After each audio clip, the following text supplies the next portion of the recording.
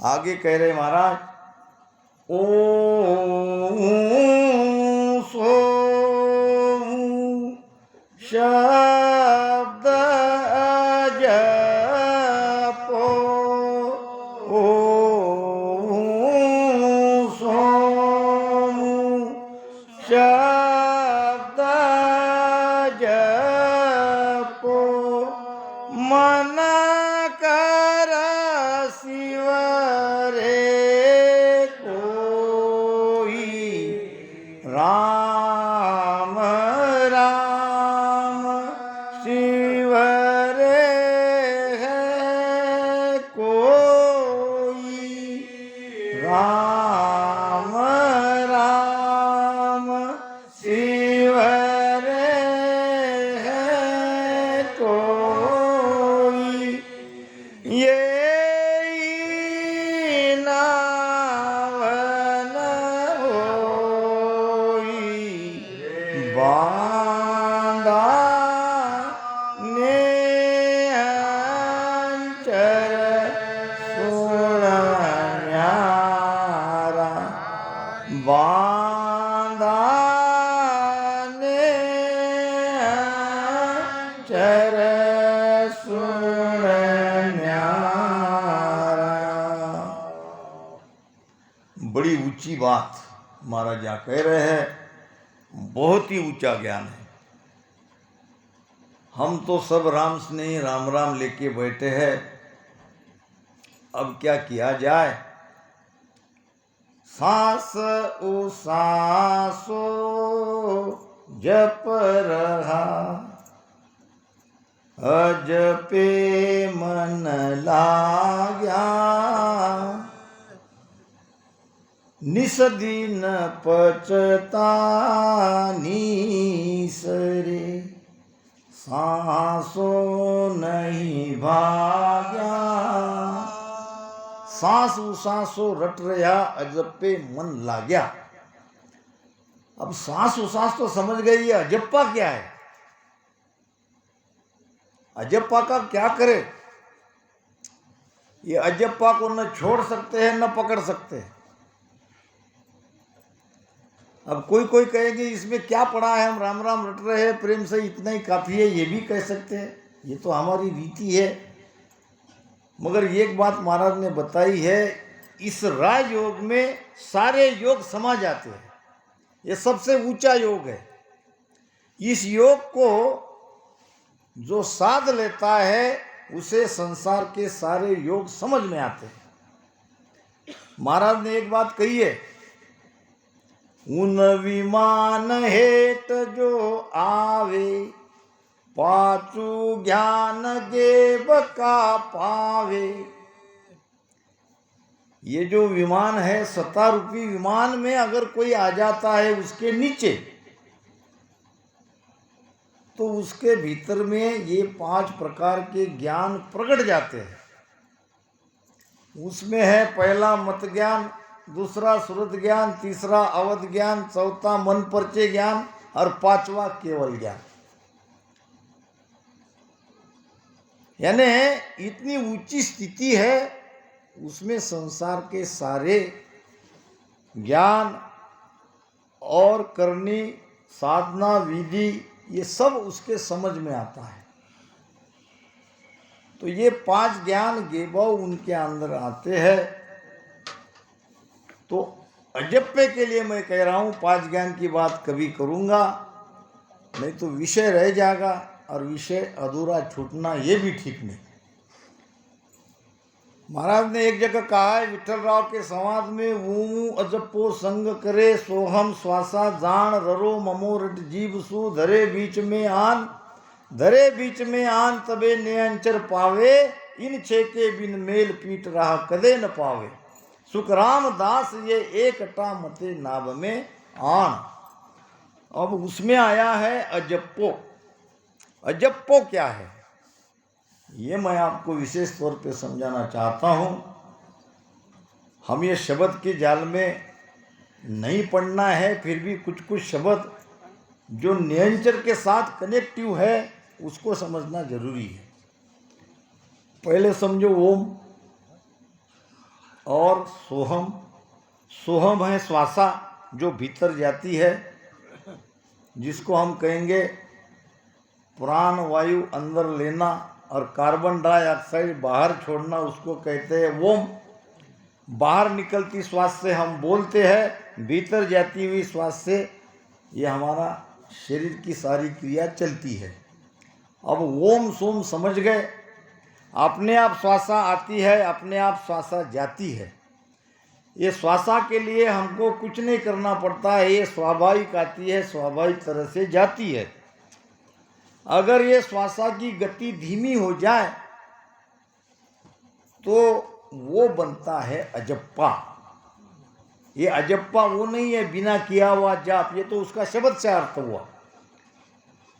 जब हम रसना से सांसों सांस में राम राम करते हैं तो एक समय ऐसा आता है हमारी रसना भी थक जाती है भजन करने के बाद, बहुत देर तक भजन किया तो, और श्वासा भी धीरे धीरे हमारी सम हो जाती है, धीमी हो जाती है। ये है अजप्पा। जब अजप्पा जगता है तो वो श्वासा हमारी पावरफुल हो जाती है। तो बहुत लोग सांस उसास का अजप्पा करते हैं, श्वासा को पावरफुल बनाते हैं और मन से ही ये सब क्रिया करते हैं। अब जो कोई ओम सोम में अजप्पा करके अपने मन से ये साधना करते हैं उनको निरंतर कभी प्राप्त नहीं होगा। अब महाराज कहते हैं कि राम राम रटन करते, अब राम राम से ही तो मोक्ष होगा, सारी केवली संतों की वाणी कहती है। अगर राम राम ही रटन करते रहेंगे तो भी निरंतर नहीं होगा, क्योंकि इसमें और कुछ आपको जोड़ना है। राम राम का खंडन नहीं हो रहा है, यहाँ पे मंडन हो रहा है। महाराज कहते हैं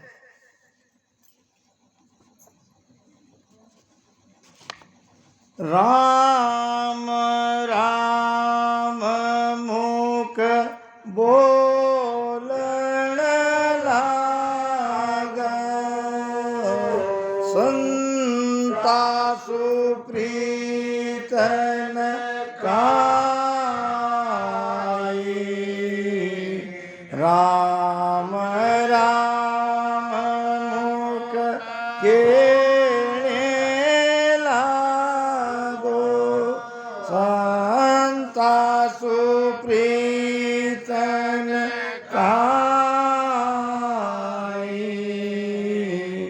जब लग रूलो पच पच थाको, माय उदय नहीं होई।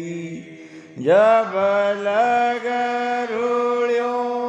पच पच थाको, माय उदय नहीं होई।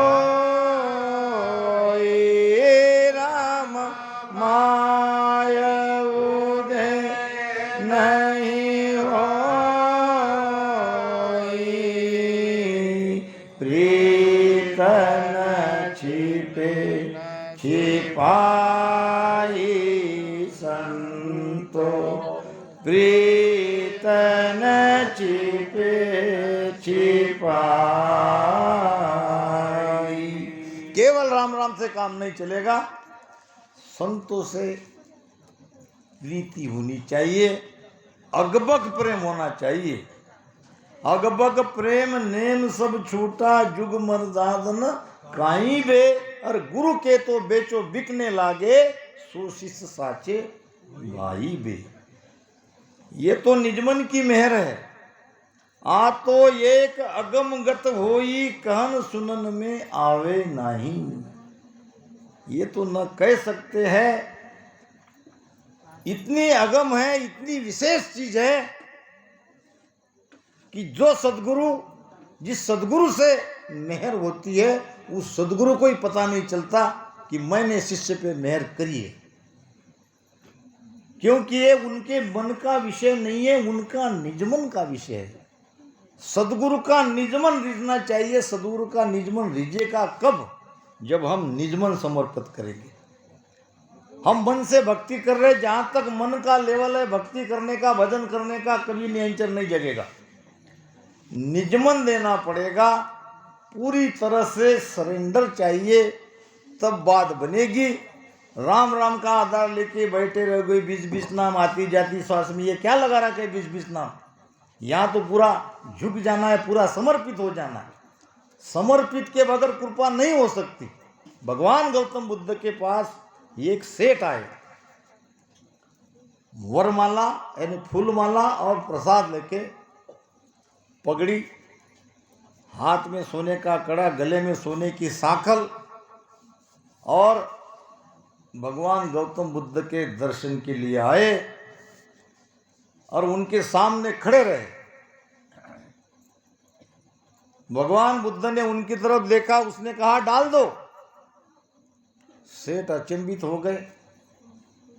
सेठ के एक हाथ में फूलमाला थी, एक हाथ में प्रसाद था। हो सकता है फूलमाला डालने के लिए कह रहे होंगे, या ये पसंद नहीं करते होंगे तो डाल दिया। और ऐसे खड़े रहे, फिर कहने लगे डाल दो। अब प्रसाद का डिब्बा हाथ में पकड़ा था, हो सकता है प्रसाद डालने के लिए कह रहे होंगे, प्रसाद भी डाल दिया। और उनके सामने खड़े रहे, डाल दो। कहने लगे भगवान अब क्या डालूं? दोनों हाथ में दो चीजें थी, मैंने तो नीचे डाल दी। अरे ये जो तुम मेरे सामने खड़े रखे हो, ये मस्तक को डालो, इसको झुकाओ। इसको झुकाए बिना काम नहीं होगा। तन मन धन ले गुरु चरना जाई, यही तो है समर्पण। महाराज ने कहा है, और एक बीत करडिया भाई, पण तन मन धन अर्प्यो नहीं जाए। बात करना बड़ा आसान है, मगर तन मन धन गुरु को समर्पित करना बड़ा कठिन है। राजा जनक ने एक बार सारी नगरी में ये दुहाई पिटवाई कि मेरे दरबार में शास्त्रार्थ होगा, और शास्त्रार्थ को इसमें जो विजयी होगा उसको 1000 गैया दान दी जाएगी, और गैया के सींग सोने से मड़े हुए रहेंगे। 1000 गैया के 2000 सींग, और 2000 सींग सोने से मड़ी हुई। बड़े बड़े विद्वान आए, शास्त्रार्थ हुआ, और जो विजयी हुआ उसको 1000 गैया दान दे दी गई। फिर दोबारा राजा जनक के मन में आया, जो कोई मुझे एक पलक में ब्रह्म ज्ञान कराएगा उसको और 1000 गाय दान में दी जाएगी, उसका भी सींग सोने से मड़ा हुआ रहेगा। अगर फेल हो जाता है तो उसको कैद में डाल दिए जाएंगे। ब्रह्म ज्ञान भी कराना है, एक पल में भी कराना है, अगर नहीं किया तो जेल, और करा दिया तो ये 1000 गाय इनाम। अच्छे अच्छे ज्ञानी पीछे हट गए। एक पल में कोई कैसे ब्रह्म ज्ञान कराएगा? मगर अष्टावक्र जी आए, और अष्टावक्र जी ने कहा कि मैं आपको जितनी देर में ब्रह्म ज्ञान प्राप्त करना चाहते हो उससे भी कम समय में कराता हूँ। बहुत ध्यान से इस दृष्टांत को समझना है। हम सभी ध्यानी हैं और हमारे लिए बहुत उपयोगी है। प्रश्न था उनका, रकीब में पाव खुदा बताओ। घोड़े पर पैर रखकर चढ़ा जाता है, उसको कहते हैं रकीब। एक पाव इस रकीब पे, दूसरा पाव उस रकीब पे पड़ने तक मुझे ब्रह्म ज्ञान कराने वाला चाहिए। अब उसको इनाम में ये 1000 गाय सोने के सिंग से मड़ी हुई। अष्टावक्र ने आते ही कहा, कहो राजन आपका प्रश्न क्या है? प्रश्न वही है, बड़ा सीधा साधा है, मुझे एक पल में ब्रह्म ज्ञान कराना है। अच्छा, एक पल में आप ब्रह्म ज्ञान कराना चाहते हो, बदले में क्या दोगे? वो कहने लगे, जो आप चाहो। आपका क्या है? राजा जनक भी ज्ञानी थे। अब ये जो मेरा राज्य है, अब ये भी मैं कैसे कहूँ मेरा है? फिर भी ये मैं मान के चलता हूँ कि ये मेरा है। ये राजा, आज मैं इस राजपद से अलग हो जाता हूँ और ये तुम्हें सुपुर्द करता हूँ।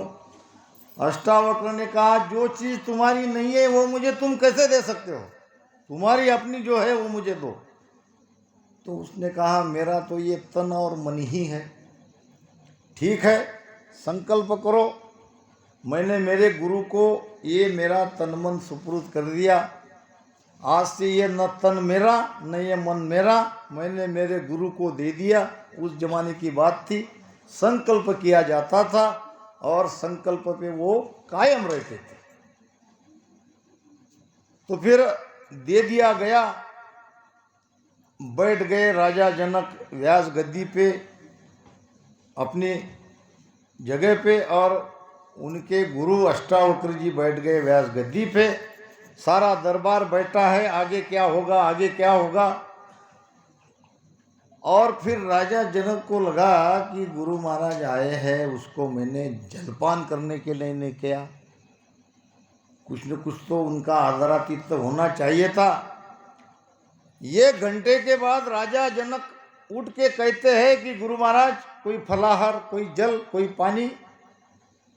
खबरदार, आपके मन में ये बात आई कैसे, जब मन आपने मुझे दिया है? मेरे मन से आप सोच कैसे सकते हो? बात सही थी, चुप हो गए। 2 घंटे के बाद लगा कि अब मन तो चुप बैठ नहीं सकता, मन की तो ये आदत है, कुछ न कुछ तो विचार चलती है। उसको लगा, मैंने तो गुरु महाराज को मन दे दिया है, मगर उसकी तो सेवा करना मेरी जिम्मेदारी है। मेरे दरबार में आए हैं। हाथ जोड़ के उठे, कहने लगे, महाराज आपका भोजन का समय हो गया है, कृपया भोजन कर लीजिए। बिठा दिया, चुप करा दिया, चुप रहो, बैठ जाओ, जैसे हो वैसे। मेरे मन से आप सोचना नहीं। मैं भूखा मरूं, प्यासा मरूं, तुम्हें क्या? तुमने मुझे मन दे दिया है, वो मन मेरा है। मेरे मन से तुमको सोचना नहीं है। राजा जनक बैठ गया। कई विचार आते गए, कई विचार निकलते गए, आते गए, निकलते गए, आते गए, निकलते गए। ये विचारों का चक्र रुकते ही समाधि लग गई। हमें भी समाधि तभी लगती है, हम कहते हैं कि हमको त्राटक बंद लगा। त्राटक बंद लगने का मतलब ही वही है कि जहाँ श्वासा और प्राण इकट्ठे आते हैं। यहाँ त्रिकुटी में श्वासा और हमारा प्राण और मन जब तीनों इकट्ठे आते तब लगता है त्राटक बंद।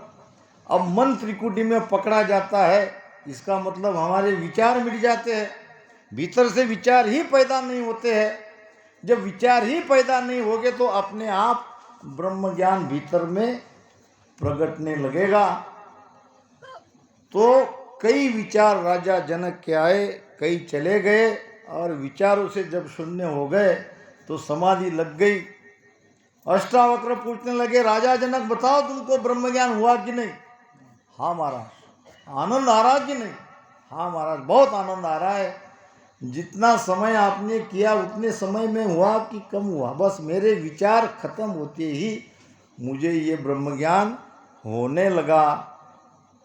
तो हमें भी ये ध्यान में नोट करना है कि भीतर में ध्वनियाँ बहुत जोरदार कब सुनाई देती है? जब हमारे मन के विचार खत्म हो जाएंगे पूरी तरह।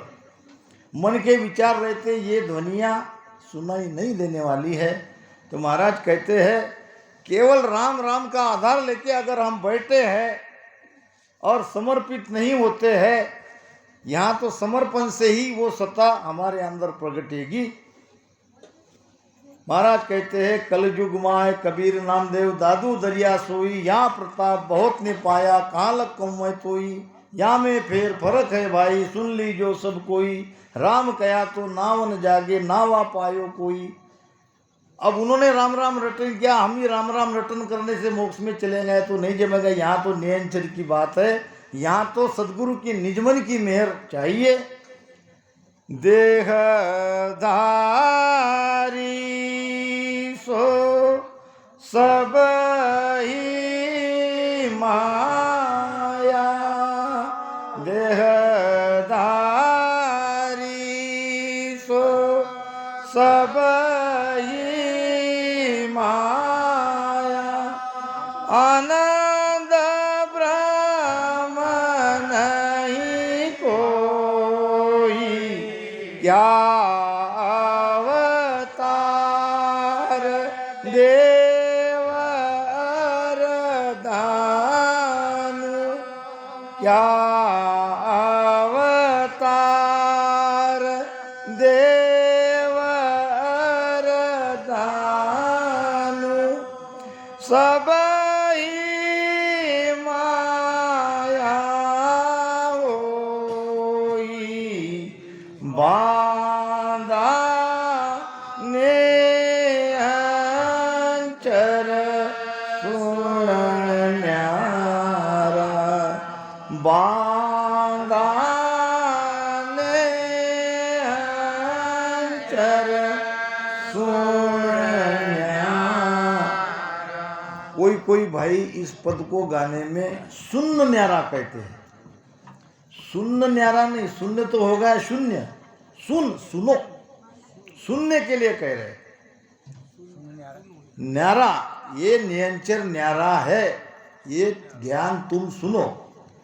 कई कई शब्द में होता है बांधा नियंचर सुन्न न्यारा, ये बात नहीं है, ये सुनने के लिए कह रहे हैं। देहधारी सो सब ही माया, जो दिखता है वो तो माया है।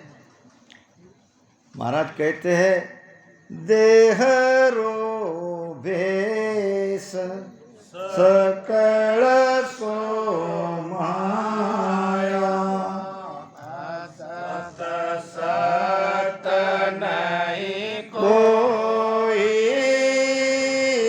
राम देह रो भेष सकल सो माया असत सत नहीं कोई जो कोई भेष सबद को साजे जो कोई भेष सबद को साजे मोक्ष मिलेगा सोई वो राजा ऐसा भेष हमारा वेदी जके भली विद जाने कर मिल के सारा राम रटे परमेश्वर प्यारा है करमा सोन्यारा। देहरो भेष सकल सो माया, असत माया असत है। देहरो भेष सकल सो माया असत सत नहीं होई।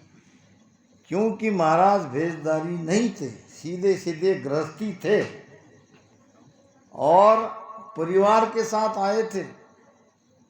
जब उनको देखा कि आप कहीं से भी महाराज नहीं दिख रहे हो, तो राजा चंदूलाल को महाराज ने कहा देह का जो भेष है ये सब माया है। संत बाहर से नहीं पहचाने जाते, संत भीतर से पहचाने जाते हैं, उनके ज्ञान से पहचाने जाते हैं। ये बाहर का भेष माया है। देहरो भेष सकल सो माया असत सत नहीं कोई। और जो कोई भेष शब्द को साजे, शब्द का भेष चाहिए, भीतर का भेष चाहिए, उसी से मोक्ष होगा। देहधारी सो सब ही माया आनंद ब्रह्म नहीं कोई। और क्या अवतार देव और दानु, 24 अवतार 10 ही गिने जाते हैं, वास्तव में अवतार 24 है, पीर 24 है, तीर्थंकर 24 है, अवतार भी 24, पीर भी 24, तो तीर्थंकर भी 24। आद भजो जन ऋकब देव कहते ना महाराज, ऋकब देव जी से महावीर तक 24 तीर्थंकर हुए, और इस्लाम धर्म में 24 पीर हुए, हिंदू धर्म में 24 अवतार हुए, मच्छ कच्छ से लेकर। तो ये अवतार क्या, देवता क्या, दानव क्या, ये सब माया है। तुम भी माया, हम भी माया, माया रावण राघो, मोसु गूंज मत कर बाला, सुषम वेदसु लागो। किसने कहा, किसको कहा? माता सीता ने कहा लक्ष्मण को, जब वो पृथ्वी में जा रही थी तब उसको भेद पूछा, तब कहा कि ये सब माया थी, मैं भी माया, तुम भी माया, रावण भी माया और राम भी माया। माया ही तो माया है, माया का ही तो पसारा है। महाराज कहते हैं, माया से माया लड़े, माया जीते हार, जीव ही मारे जीव को, जीव ही लेत आहार। आ तो झगड़ा जीव का, जीव ही जीते हार। यह हार जीत सब माया है, सारा खेल माया का है। माया जन्म लेती है, माया मरती है, आत्मा अमर है, आत्मा मरती नहीं है। तो अवतार, देवता, दानु सब माया है। नेण नास का श्रवण बूंदे, नेण नास का श्रवण बूंदे, मुख के चुप कल बाजा सुने उजाला देखे, बाजा सुने उजाला देखे, यो निज नावन पावे, बांधा ने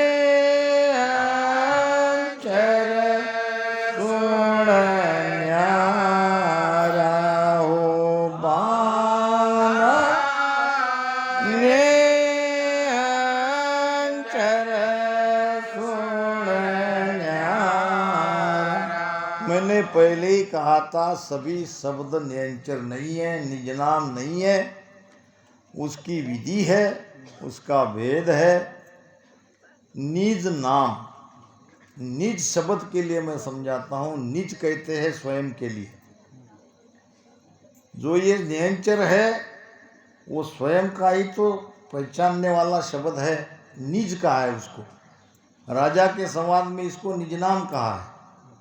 और निज नाम मुख में नहीं भूप आवे, ज्ञान गम सोच गतनाय पावे, तत्वरूपी गुरु की दिल में भाई, निज नाम जाग्या शिष तन माई। तत्वरूपी गुरु की दिल की मेहर चाहिए, तब निज नाम शिष्य के घट में जागृत होता है। और वाडोर लागी नई तार टूटे, और त्रिलोक की फंद सब घट छूटे। तो ये हठयोग में विशेष प्रकार के एक अष्टांग योग की बात कह रहे हैं महाराज। यहाँ शरीर के 9 दरवाजे बंद कर लेते हैं। बाएं पैर की एड़ी से गुदा को, दाहिने पैर की एड़ी से ब्रह्मस्थान को, दोनों अंगूठे दोनों कान में डालते हैं, चारों अंगुलियां से आँख को बंद करते हैं, और नाक से श्वासा ऊपर खींचते हैं, दोनों होठ से मुख बंद करते हैं। इस प्रकार शरीर के 9 द्वार वो बंद कर लेते हैं। फिर जैसे ही 9 द्वार बंद करके श्वासा को ऊपर चढ़ाते हैं, तो धीरे धीरे अनहद की ध्वनि वो सुनते हैं। और ये ध्वनि में मग्न हो जाते हैं, किसी किसी की जान भी जा सकती है। अगर सामने का गुरु के सामने अगर ये भेद नहीं करता है तो इसमें मृत्यु भी हो सकती है। तो इतना सब कुछ करने के बाद क्या होगा, केवल ध्वनि सुनाई देगी। ध्वनि सुनाई देने के लिए शरीर के नवद्वार को बंद करते हैं। महाराज कहते हैं कि ये नियंचर नहीं है। अब आगे तो और विषय रहा, समय पूरा हो गया। इन्हीं शब्दों के